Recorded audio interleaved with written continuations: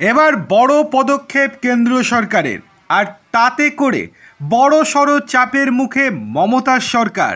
শুধু মমতার সরকার নয়, যে সকল রাজ্যে বিরোধীরা রয়েছে সেই সকল রাজ্য এবার অস্বস্তিতে পড়তে চলেছে। কর বাবদ যে রাজস্ব আয় হয় তা থেকে রাজ্যগুলির ভাগ কমতে পারে। কেন্দ্রের কোষাগারে অতিরিক্ত টাকা রাখতে এমনই সিদ্ধান্ত নিতে পারে নরেন্দ্র মোদী সরকার।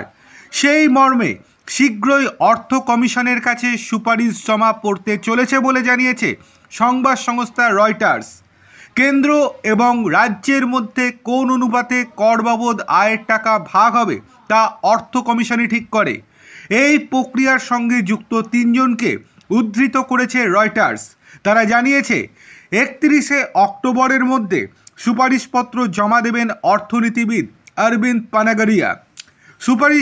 সুপারিশে অনুমোদন মিললে 2026-27 অর্থবর্ষ থেকে কর বাবদ আয়ে রাজ্যগুলির ভাগ অনেকটা কমে যাবে। কেন্দ্র অর্থমন্ত্রক এবং অর্থ কমিশন এখনও পর্যন্ত এই নিয়ে কিছু জানায়নি। রাইটার্সের রিপোর্ট অনুযায়ী বর্তমানে কর বাবদ আয়ে রাজ্যগুলি 41% ভাগ পায়। আপাতত সেই ভাগ কমিয়ে 38% কি 39% করতে চায় কেন্দ্র। মার্চ মাসের শেষ দিকে কেন্দ্রীয় মন্ত্রিসভায় সেই মর্মে প্রস্তাব অনুমোদন হবে। এরপর সেই সুপারিশ পাঠানো হবে অর্থ কমিশনে। আপাত দৃষ্টিতে 2% বেশি মনে না হলেও রাজ্যগুলির ভাগ যদি 2% বা 3% কমে তাতে কেন্দ্রীয় রাজকোষে বাড়তি 7,000 কোটি টাকা জমা পড়বে।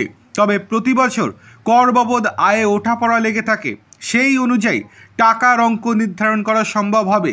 আর যদি এটা হয় তাহলে যে মমতা আবারও খেপে যাবে সেটা আর বলার অপেক্ষা রাখে না।